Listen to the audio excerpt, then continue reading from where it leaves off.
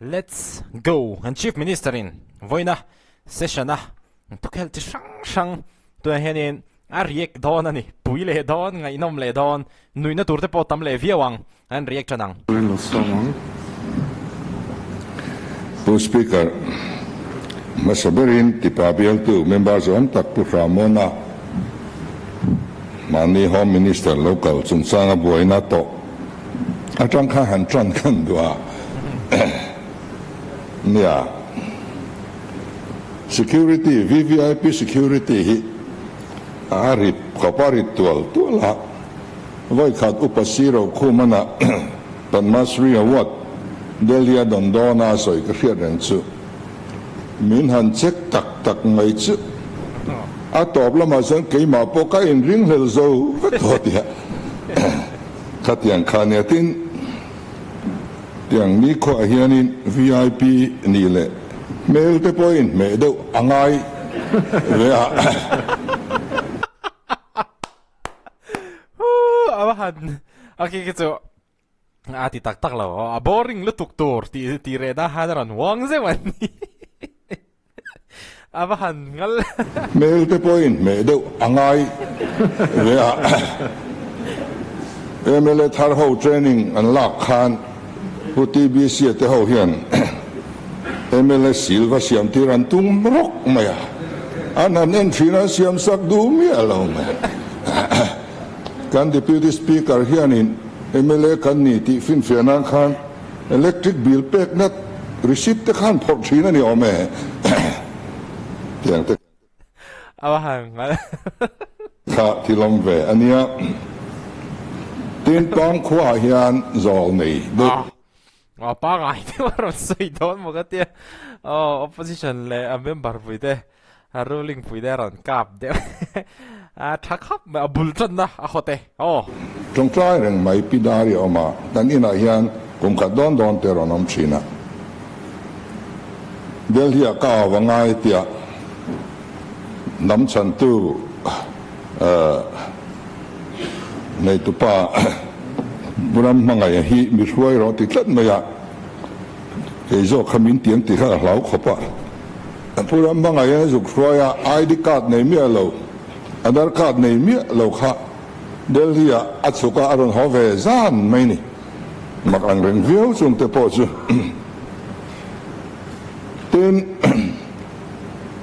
si habial tu po chu khanin MR bill hi tia in si ai hian tam deuh zel tia chu ni in ke po ka hedewa chan chu department hian an now te si nga hian kumina engzang dam lo don ti kha chu haran ti ni a khiat lok lova so wang chuan awak lo de zong hian an chu thin ni ber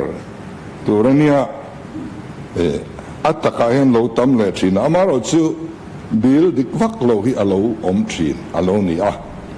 chu kan han sarkar nu hian thei top kan han chua kumin hian bel se som pali vel nin ka ria chuan kan titlan yam thei ani Alepur speaker voina kan department soi ho tur hi kan flagship program han holding nuaya po department oi mo tak le chan volian tak nei te an ni hloma phurom lein ka ria agriculture chungchanga hian India president ani lai khan pu PZ kalamakha lokalin hela hian thuaron soya suta chuan sericulture ringot ahian chung kwa chu ti za chu om ula heta chang ringot po hian in ram chuan in to del na in nei the ni ti kha min ron sila aron study vet ngai kan ram kha heti za de ta kalula za heti za the tin atiam ron then phoka kha minon muchiang le in ka ria potential kan nei that zia kan soi thina amaro chu enga tinge potential kan nei tha kan ti lai hian tangang vulai zong te an pun tak thailo ti zo na te kha oma ni kan rin ve dan le ka riat ve dan chuan tun ma zong song khan silbot noi hian in direct funding hi an mu thina state sarkar hian riat pui vak lova chu PSC atang kanan chui tak tak khan sumbo bil kha alo tam minister culture hianin state sarkar atang khan tlema nge an independent deuh awang khan tiang direct funding chi reng reng hi chu kan zo lo deuh ani hi o kan ti pha nge a chu wang chuan thil kha ani turang ni lo atam maya khang zong silbo ta tang kan summan mu zong kha tlanem ngai takalo man thin chu ni se khi ta kanom to karinga tin farmer te boy na so market ani a market a ret a thatok lo an ti chung kha kum tam tak ani chuta aniang angan han hral point department in poisa apena ngai lo deu abat sak thina abat sak rei lu tuk thu he house an voi duai lo kau cho pui to ni khang zong khatun malama an hun an local pel ania khang khanin tlemin ati thuan om deu ani mayo mango kati a rap thak thin le mai hetiang chanchin chief minister ina aron soi chuak thin hi chamo ama chonin in hrengai big lo wang hetiang chanchin hi ke pon ka hrengai lo hetiang ang thil hi ka voi kha thriat na thawnia a boi thak thin khop mai mason hi chu kan mason na hi chu nia a o chu kan a soi chu kan soi jing ama ro chu cái mà nia mi hringa te hianin kan phu lo hianin a ang thin ka ti tu nai ro hi chuan hei in rin ton na nen farmer te nen ke kan han pen chole ta a chu wang chuan kan phur thar le in alanga tin a market lama polo thata 16% in hemi a chi sang vul tu te hianin khoi tu te hianin gezitina 16% in tuna hian a ret kan ti san sak to a hlok thokhat viau to ni tin bat hi om to mang lovin ka hreboka chu wang chuan tuna tang chuan thei to pakan uar chole tlak ani ten fisheries a hian a chi tur hi kan member tenan soyang khan kan sem nem to khop maya a input le output hi kan zir chiang em o zirna tak kan nem sang chi a hian eng zang he kan sen to ti chuan a output he eng za ting e lo pun to he kan thil ti dan phung pa nga kum tin kan budget kan lo da so thina hian hey investment tha kan langai rengem ti zel ta ka kan langai em ti hi chu zir chen angai in ka ria so wang chuanin tha chim lama te po a chi tur tam tak kan nei ve to ti report te kan donga lomom ka tia kan ram chunga mi te ngai a che supply the ni chuan khang mi te ngai khan an supply ngai ni turin department hian ma anon lak a tha in karing tin kabial ngai a te po tuna khian a chi supply lo hlau anwai tel thar mangang em an omani kati lai khan kan fiat chu tu te ne mo supply an changa vai ne an chang ko pa vai sang chi te tak te thawak lo te supply ti te po a oma heng hi are theina turin kan ram chunga mi nge a hian a chi in to del tum ila kan la in to del thei lo ani point kan ram chunga supply thei anom hi chuan heng hian dil lu tuk ngai lo hianin o sam te hian supply thei silangin alomom khopin karinga tuna mi ha kan pot chale lo nga sarkar masa pon ni chong lo tun ma hun na thilan lo ti thin dan hetianga an ron soi chuak thin hi ke chu angai inom ka ti a chan chu kan ni na dik tak atilang ka ti mi min huwa chuanin kan ming thadewa kan lo lang moi deu po ani mai theia ama ro chu kan action kan thil ti khan khang kan reputation kan lo maintain ve zong kha aron ti chele vek thin hianin ka hria ni a ten pura ma da khanin lian deu se ti kha apomom khopin ka hria ei sangadil te su kan nei thavelo ke ni choma ro chu han ti don hi chuanin ate takte anh đã hay cho anh liền đều sa đã hay cho căn đủ dọc đều ni tlem ina man lo sang po ni se tin survival rate po lo sang nge a chung te po chu ngai tu na om sila tin hay Tripura te association te po in anzuk zira Tripura chuanin a fi ta problem an nei lova sarkar in that takin na pui boka self help group ten that takin na an thoka kum khada voyang maza an harvest he ni a fi ta that chuanin an thang saka an harvest ranga tin diga khat ro rawa kan tharzat ein tam le lut tu kani chu wang chuanin tuna potential area kan nei po za som ni borvel so ikan lamang tangkai ni ti hi kum somvel chung kan economic survey hian a chuang toin ka hria ma kan son turani kan area kan cover hi zau sila tina nei sa po hi a quality upgrade theidan hi ngai tua ta ila ti chuan production ti puntumila chu dana chuan Mizoram hi kan in todel mai ni lovin thon chwa tu tam tak kan nei thei ni chu tiang khop potentiality chu kan nei ti kha economic survey te achian kha tin hey Japanese koi fish te po hi dil pa nga ya hian lo vul thei na samaya amana tamro pui mai sia ai zola million nuin an nu de vek to mai boxia hang te hi kan ti thei lo tur mo kan ti a lo thei reng mai kabia la po khian an lo ching reng man lo vul reng mai dil pa nga ya chung te kan soi dua tun la hey nge ni thiam na thar te po a lo chuak to a he tia nge ni tu zem te tak dian vak lo changa tam tak o bai flock ki en te po hi a thai mai mi dang ti ngang ka te kan ti ve kan dang la si ra khian a lo dam lu to kan da na ni nga mulava ka a that thei lova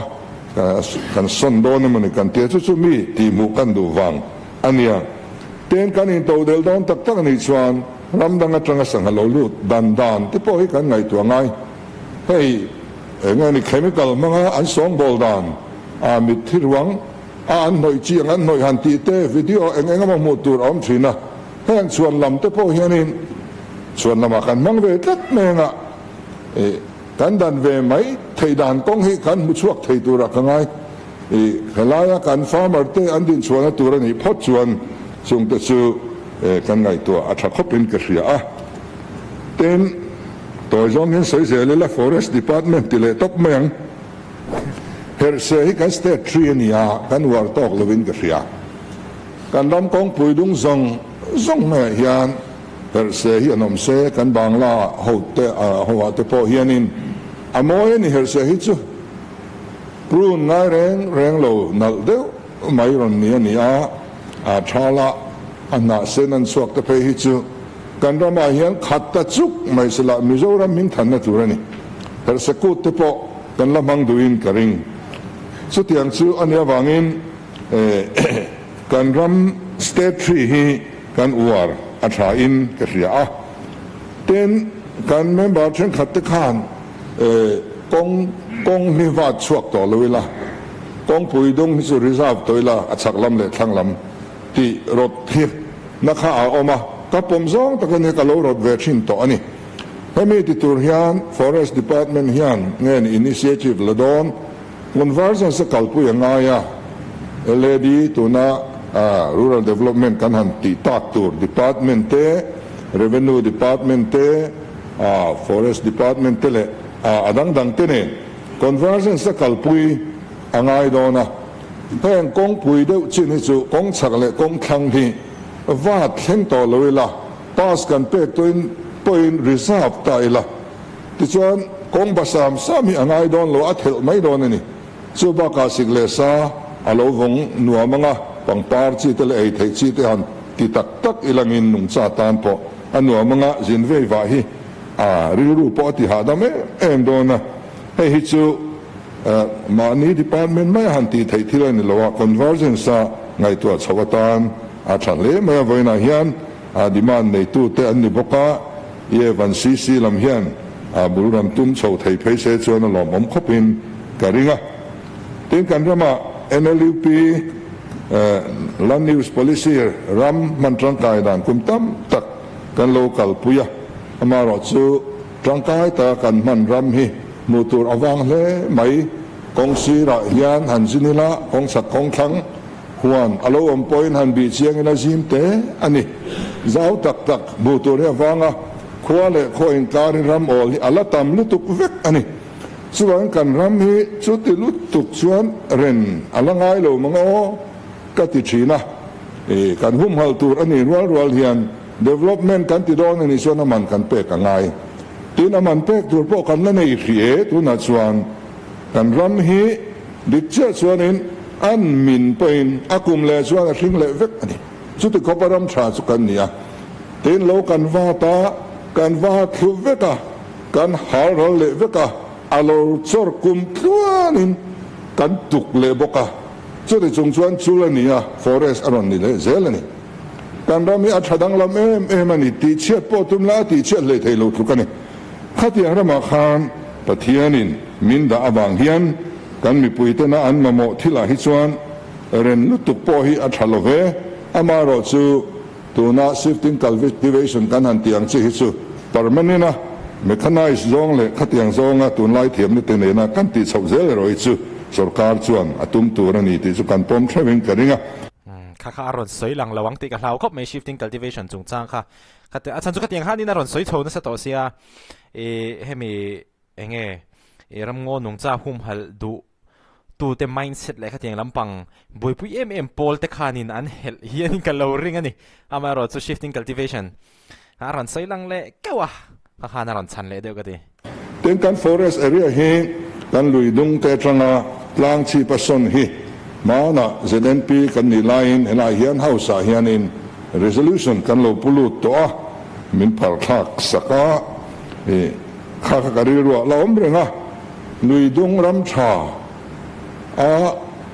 kan chet na ti chet zonga reserve forest kan siam hi chu a fu chi em tlanga te an son dan kong om chuan ngai to wa thaem ti hi he kari ro chu ala ni renga tin kan opposition leader khan RRF chung chang kha aron soya an nok khop me hi atira khan kan riveran reserve forest kha Guwahati high court kamin an kuas saka tichuan chief secretary ho khan challenge turani court appeal turani tiania anu kar khatwela chief minister hovin challenge lo tur ti khan ni velia aya protection of rivers bill pulu tang teman memin antia diswan protection of rivers act chituna hian amin chuan kan ni amar cha rules polom chuang lowa kan lamang chuang mi lova ikhan aon very not maya chuan conservation of forest naiti kan nei le nikuma amendment act 2023 mo kum masani kan nei le support to Supreme Court challenge te an ni chole tiang khan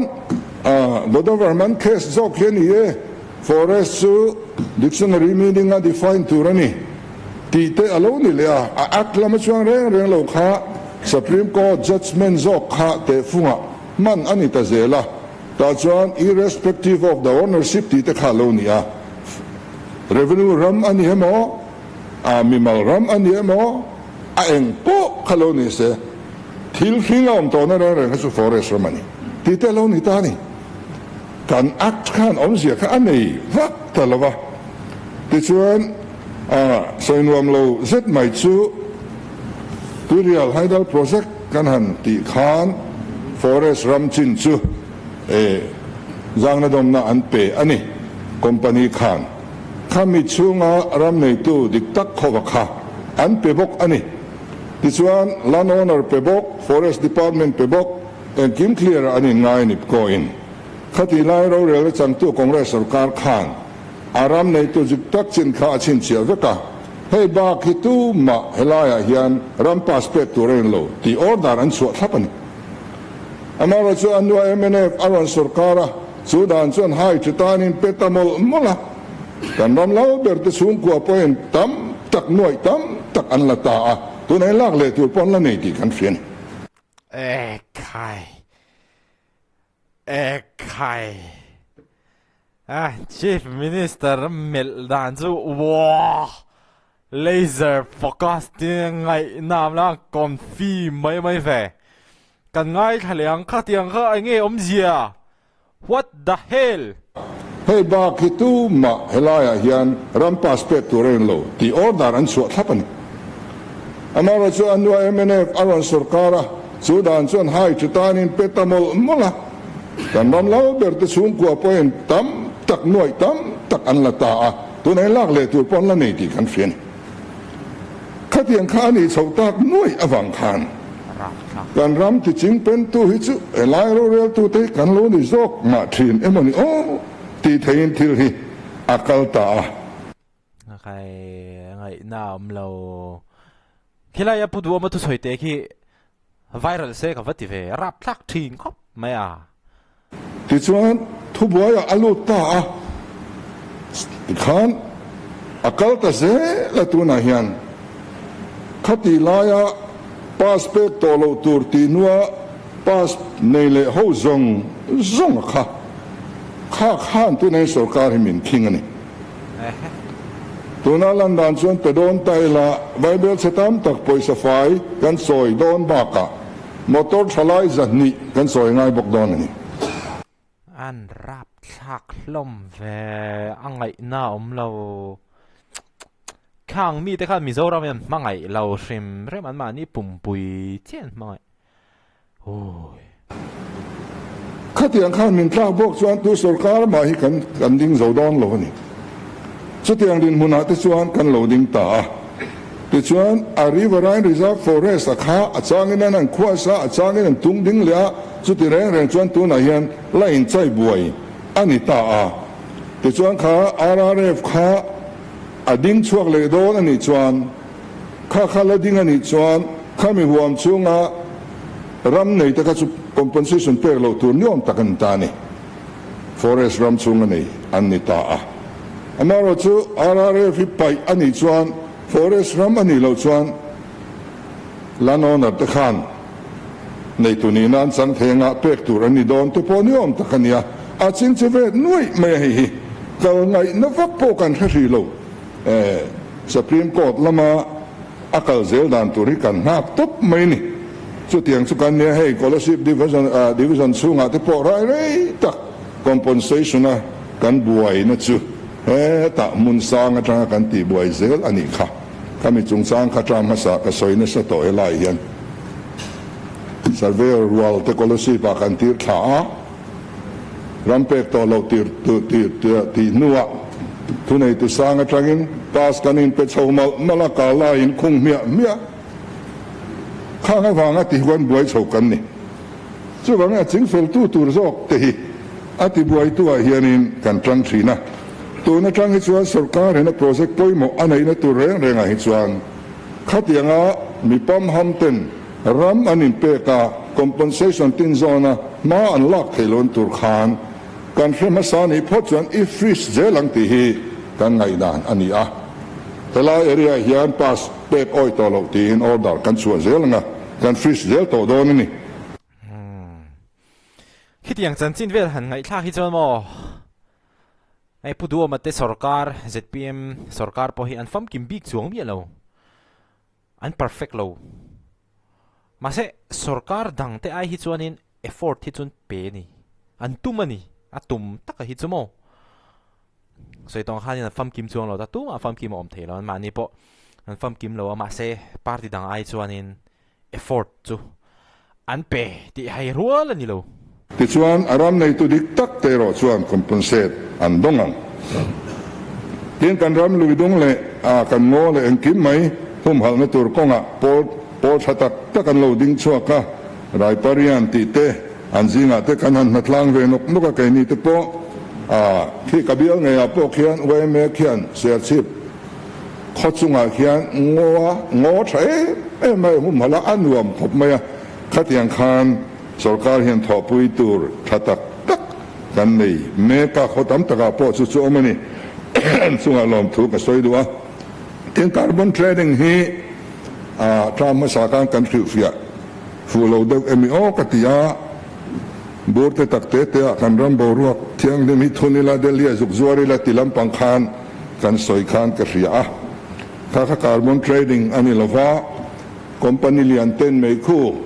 phal tok bak ai tam an ti chwa don chuan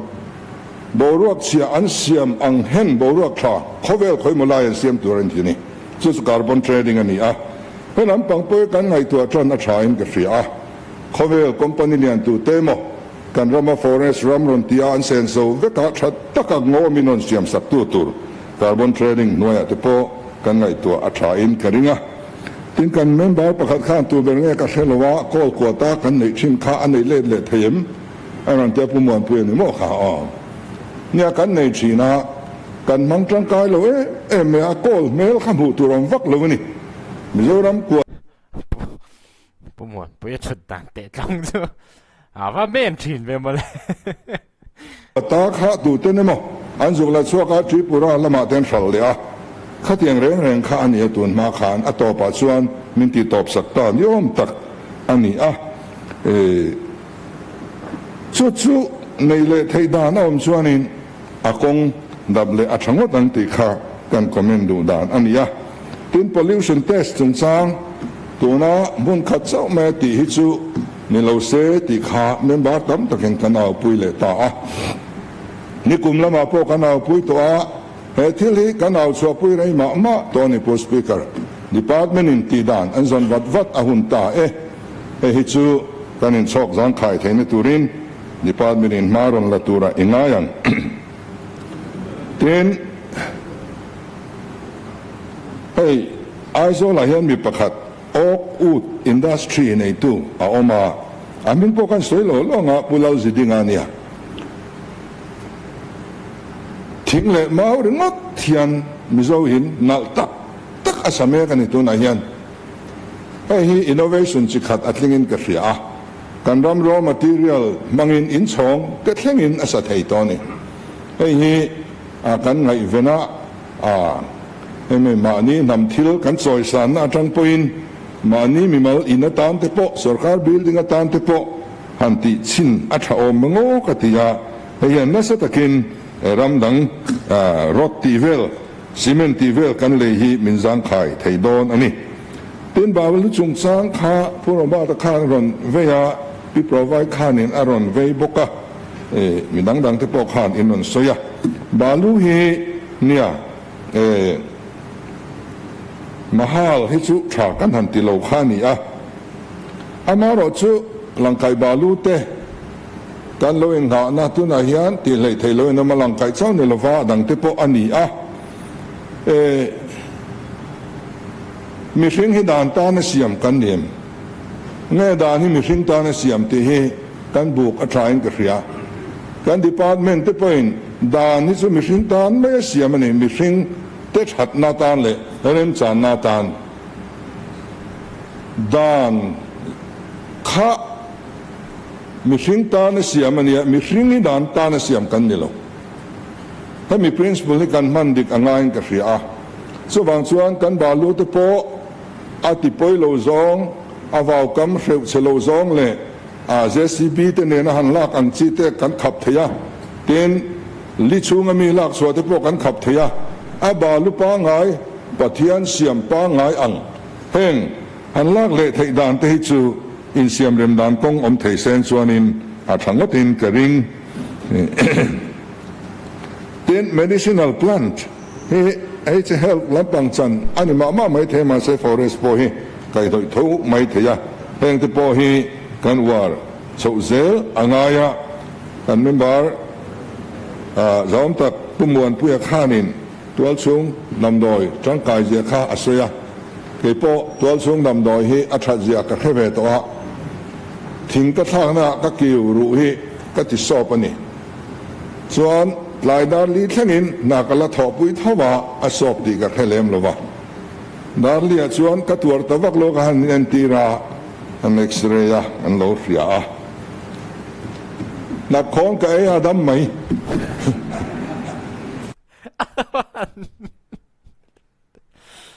mel zong nen kian nap kon den lo mi nap kon he ti hi chan in parasite an pai thin te po he YouTube a ve hen ka lo se thida bon an ro rum the ve kan chief minister chala nap kon lo puye oh katuar tabak lo ka han tira an x-ray ya an lo ria nap khon ka ai adam mai nap khon hi cha me mani chung te po su ani ve tlat ania tin ai allergy nam do ya hian allergy nei na sa thin kan ya thum bo kai so ya molte ka thia ta dam mak mai ni so wang suan athia du tan ka te thum bo kai soi ka siama chol muna suan ka dharan thina mitam ta gan nam pui ve ni khatiang kha theng renga hian kan riat lo thil hi omani pathian hian mi ring scientist na riat phak lo hi omani chu ania chu wang chuan in scientist tena an riat phak lo a omani ti khi chu a soi dik ve tho tuna po hian hei traditional remedy traditional practice kan ti hei a begin ram hul damdoi ramhnim damdoi medicinal plant satanga damdoi thatak tak zong chok tura be pui thak don po hian an pi le pu te tho ha kan ro na nga yani a bul thuta chun mo an mani kan ro na an nin a tha an ti ang mangkhan direction min pek ang mangkhan ni thia kan kalanga test ka kan ti chawa khatiang khani atir chuanin nia engma kan hrebik lota tuna an chief minister ina soi scientist pon an hrelo ti kha adik ani chuwan chuanin traditional knowledge nei tu le tiang thil hlu tak tak information poimo tak tak lo la seru kiu tu an pi le pute henga henin an tangkai mani ke mani hei kan bru nau te po hianin dai do an tia thiam na sak ta kan ne heng promote atha katia ten kampa fan kan man dan hi ne chairman kan yo me hei se ti sat kan ne ti kan manan an ti om po hi kala khel hem lo sa blind ve khop mai review meeting kan nei vat te po tho me zai ka long kha kan ti vak lo ani delia miron muwa zai ka lo na ti me kan ne ya cancer institute te tu na ti len tum hi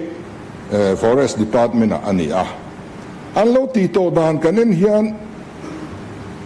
mutur awang de ule kani poisa tam ta kan pu ka kan ru le don sia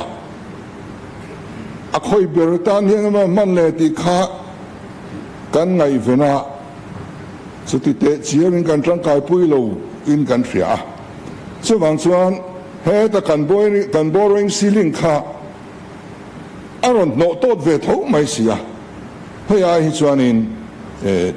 ai tang kai zo ayan lon pok tur chu a mang an ni hi chu ti lo men kan ten ma ni po an mai chana ka hrila so ngai na va kan hrelo hei project poi mo dang in khoi thowa hei chu kan ti lem don lo ania katia ka hril ani tichuan soil lama khan han kal le ta ila soil khan hei project paruka tan hin planning atangin bible sa somli le pathum le point pani pali kan peto a kumin chung hian kuwa kha atam thina hi kan ria agricultural drone antiang hi kan nei angai ni agriculture department in ngai ni soil department in ngai ni tu berin ngai ni nei la kan in man trom thein ka ringa le atang na ka phak si lowa chung lam atanga juk spray ero chuan adan thein ka ringa chung te po chu kan ngai tua atha in ka ringa kan han holding noi hian kan da poi mo ema training nan te kan pe NAC atang po hian in crore sari le point pali kan nuk suak to ti chuan central lampang hian cover plantation area zau hi min tui pui to lova amai ro chu kan nei za tak tak an ron bu phak lova kan zau zel thova kan mi ten an mo chuan kan tia ti chuan om sa ti chang kan le aring thar an nei zel po kan larem ti zel tho har san na kan tok lo ten a processing lam hi tuna hian ti takzet in kan ngai tu kan ji om chho zel to tu ra kan ngai ani ten mun phia hi an soi lo thei lo ani suggestion kan neya kan MLA te trangkan puarem chakma te engineer puzira te pudong te tele puares te hau khan nakuma chuan a hring hian lei mai to tewa ti thuron min pe a kalom khop maya thuron hi in pe zeli langin ngai tua deuh chu angai ta ni nakuma chuan aro kan tia อันที่เราเลยที่สิโลกันฟาร์มเมอร์เต็นสุพอสุเกรดตัวนี้เกรดเอซ่าเกรดบีสมเรียดกันที่เกรดิ้งอันที่เทบอกสิโลว่าเกรดโลน่าก็สุกันเอ็มพาเนลฟาร์มที่ข้าอันเลยที่บิกโลวันนี้ส่วนส่วนนี้กันเทียมเวตากันฟาร์มเมอร์เต็นตัวน่ะกันซิสเต็มที่สุอันทิ้นโลนี่อินอัลลังอ่ะกันไว้ขัดตีนะอังเดียวเนี่ยนี่กลุ่มละมาอันที่พวกข้าที่ข้านี่ตัวข้าข้าสายปุ่มหูตาอบัดสักพวกข้างกันรู้สักริงว่าตัวนี้อันโฮลดิ้งสุมาจังอินอามาลาข้ากันไปพบเลยที่ตัวละวะอาไปพบที่ตัวผู้ชายที่เขาวินิจฉัยอันไปพบละวะที่ส่วนนี้อังอัมตกลมเตะข้าเสียกาวที่อัสตกเจ้าตัวบกเสียอังอัมตกบากจงข้ากันรู้สักทุกไม่นี่อันโฮลดิ้งสุมาจังอินจู่ๆอันนี้ตินมหาลที่กันดูง่ายเลยวะตินตัวนายานสุรการินกันลากอวังเฮียนอัฟรีตะโลอันนี้เมียโลกันฟาร์มที่อันดูเทนะอันดูเรตินอันละขัลเทเรงอัฟรีเรงนี่มาร์เก็ตซูอามารจูสุรการเฮียนเฮลาเฮียนที่อันกันโลที่เวงกันตีอามันเนียมตัวกันโลปุยเวไม่อันนี้กุมินาเฮียนอเรตเชียดอวังอินช่างนตัวดังอันเชวักโลนี่เฮียนอลังตาสอทิ้งโปอักเรตอาเรตอาชีอากุมินายันจะเปลี่ยนสุรการเราเปลี่ยนตลอดเสละมุนเพียเลสอทิ้งเลยตัวสุรการอมตลอดเสงอันจะเฉลยจัวงดตังสอทิ้งไปจะไงตัวงดตังอามาเราจะมาร์เก็ตอมเราจุงอินแจงส่งงานกันเลยสักโซเวตโดนนี่มุนเพียโปเกรดลวินเกรดเอบีเขียนลวินอัจฉริปลินเกจิอาสมเรียนกันเลยไฟเวตโดนถูโลลุงไอตัวร้อมโลจู่ๆสองก็กันเปงสองก็นั้น process งานขัดเลงมินรูเลียงอามันจู่มินเปเลเลโดนนี่จู่ๆกันตีดานตัวอันนี้ทีมรับบาร์ฮีทีมนิสต์รับบาร์มิชชั่นเตกันหันตีมาช่วยกันเทียบผู้ชายเต้นเฮียนินรับบาร์หัวนี่กันในเวรอนนี่แค่นี้ปนีนี่แค่นี้แต่ช่วงนี้อะไรกันไอ้มันระวังอามาเราจู่กันมีแต่กันที่ฟูลอนนี่ส่วนมาอินตองเวทกันปนีเห็นหัวนี่เนี่ยแต่กันที่เศร้าเวเนียที่ส่วน rainwater harvesting ตัวอิโมเซียกันสอยตัวน่าที่ปุ่งตัวนี่สุดที่อันตานะหัวสุกันในนัวกันสอยตำมันระวังอัตโบราณส่วน revenue และ supply กันสอยปลนกงาrevenue department big อาจารย์เฮียนินปอยสาหิกันเปิดทางเรื่องสัสกีPart 7A อาจารย์เฮียนจำพายเกี่ยฟังคลาง Revenue Office สังนตูร์เชงไวเบลสลีพอยน์ปรุปริยัตกันเป็ดตัวมามิตา Revenue Office สักนานไวเบลสลีพอยน์ปังอาบิลอันนี้ตินสัสกี Part 1 Additional เฮียนิน Revenue Staff Quarters Complex Scholarship Share Site ขจรนาเทียละสังนตูร์เฮียนไวเบลจะสอนประกาศพอยน์ปลีปันนี้กันดาทีม Revenue Staff Quarter Complex ไอโซลโคลไทยฮวนมิชชันเวงและคอเลสเวงสักนตูรินครองากันดาสักบุกะ NEC อาจารย์เฮียนินManagement Maintenance and Management of Land Records ที่เฮียนินไวเบลสรุปเลยพอยน์ปลีเบียลเอาบุกะทีม Supply Office ไอโซล East และ West มุนยากันหันเชิญชันตากนาเฮียนไวเบลเสียดกันด่าบกอันนี้เตียงส่วนอันนี้ฮี investment กันอินง่าย revenue earning department อันอย่างอินเตียงคานกันแต่อย่างอังอินสุรการปกันหันตีเตียงกาดวาร์ตีบอร์เวลาเฮียนมีตั้มตะกินอันกาดอัน surrender ซุ่มก็จะนิจวงินขามีแต่วางคานมีเองมซาดขากาดเองเลยกาดโปละอันโลลุเทพาเตียนกาดเองเลยกาดโปละอมชินสูงกว่าเองมาซาดขานคงเอกยายเทซอกกันเกียนเตียงอันติยากาดวาระอินส่วนโซลมันนี่ขัดเตียงกาดวาระอมตูรอังซีอินคำในห้องสงขานเตียนทันนดิตักขิสังเทเซนส่วนนี้กาดวาระเห็นอินเซนโซเทวิกโดนเซนส่วนนี้การมีเทห้องฮิสุกาดโปลาเลยง่ายกันออกมาได้โจทย์กันเบสนี่ส่วนส่วนเอติยัง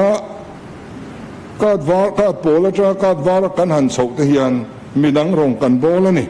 เกนี่ไอฮาร์สโจกันเกียนอันนี้ ประเทศมาสมนารอารมณ์เลยฟิลนะจนมาสักนานิติฮีเชียลังอัชขบินกริงะtin petrol le diesel ses kan han lak po hian petrol le diesel kan lak piang hian kan ram kong siam na kan hatlang ve ni ti hi kan in hriat ka du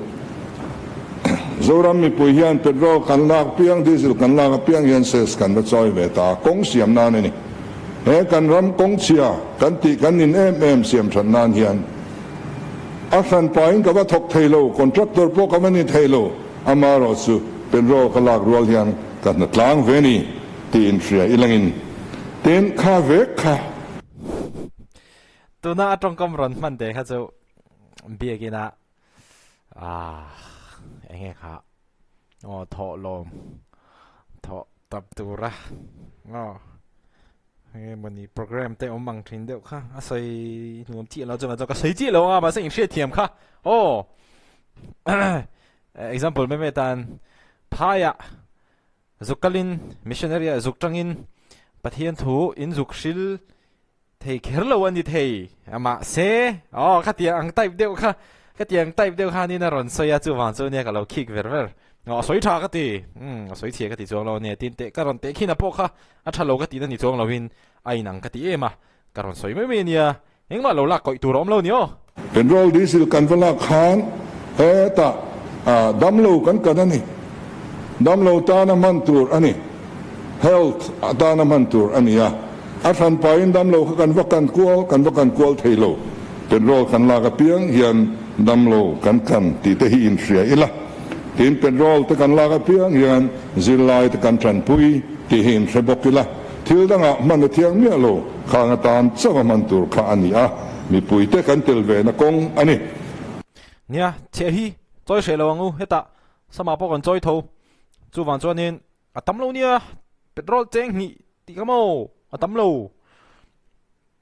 amana tur dik taka an hmanga ni chuan tuna tanga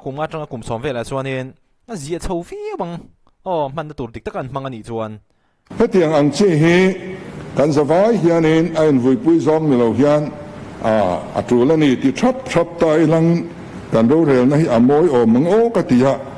pu speaker ri vela ma mi te khan tiang chuan han ti thin sen chuan in thang le chuan an ni tal na nai chu thang le an ti mai te ka ring de wa mi pui fa kan lo jok dai kan ring ani ten petrol pump chong te ti kha puare mo petrol pump chu har salo khopasin mo le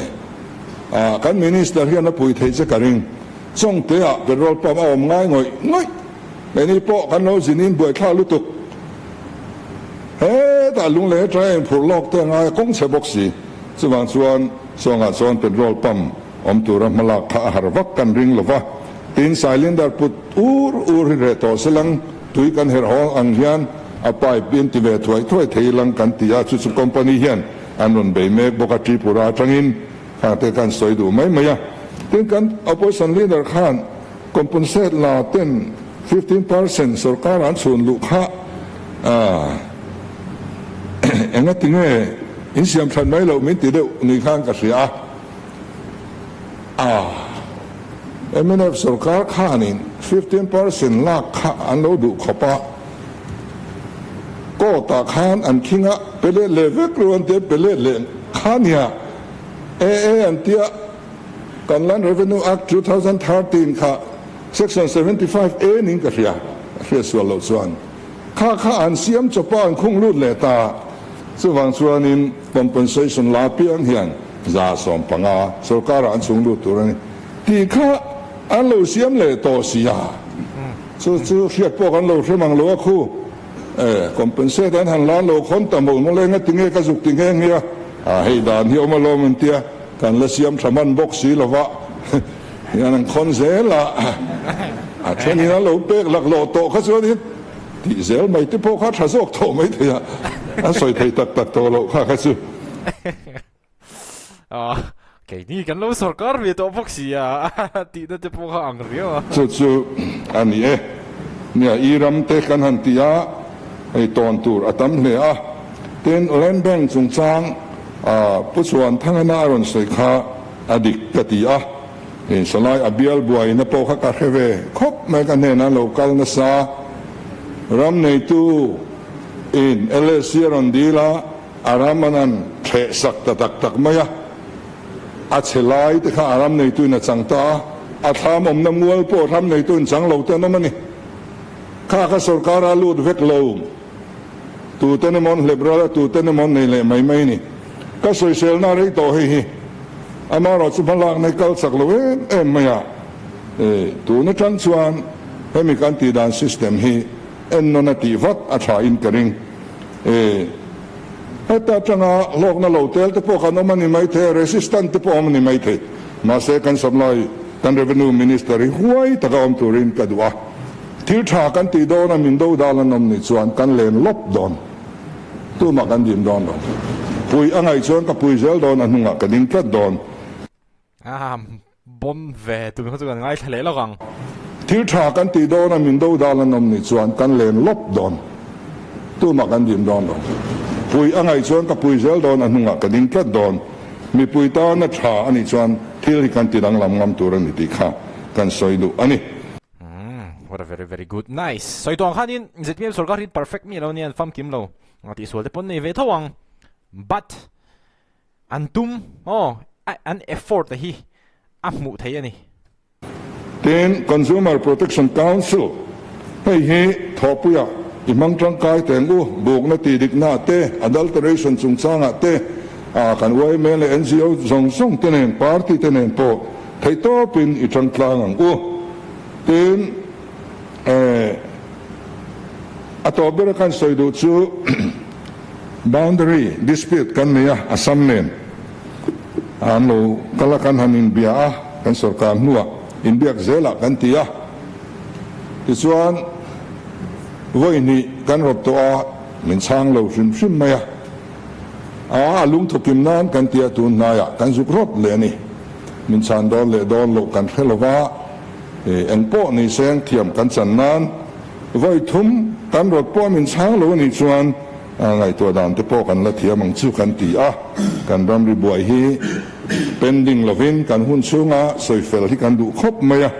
amaro chu kan soi pui tu raten kan le kha po an chan ngai that lo chuan malak chak a har khop maya chumi tan chuan tun na ya alung thukim nan le kha kan the thale ni ti kha kan soi ani le kha in the tha kha an chan lo cheu chuan kol karo kha tum tak chuan kol top mai dur chuan pu speaker a soi tu zong songin kan minister te demand hi tha kan ti tlang ni in alanga alom om khop maya hadam takin kan pass thei don ni in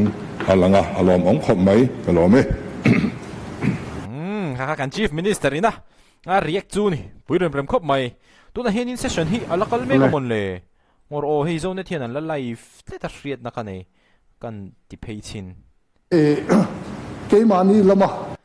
hell session hi lakal tlong laklo ni he puirem rem hle mai tu na henin zandar ri le chan ve ni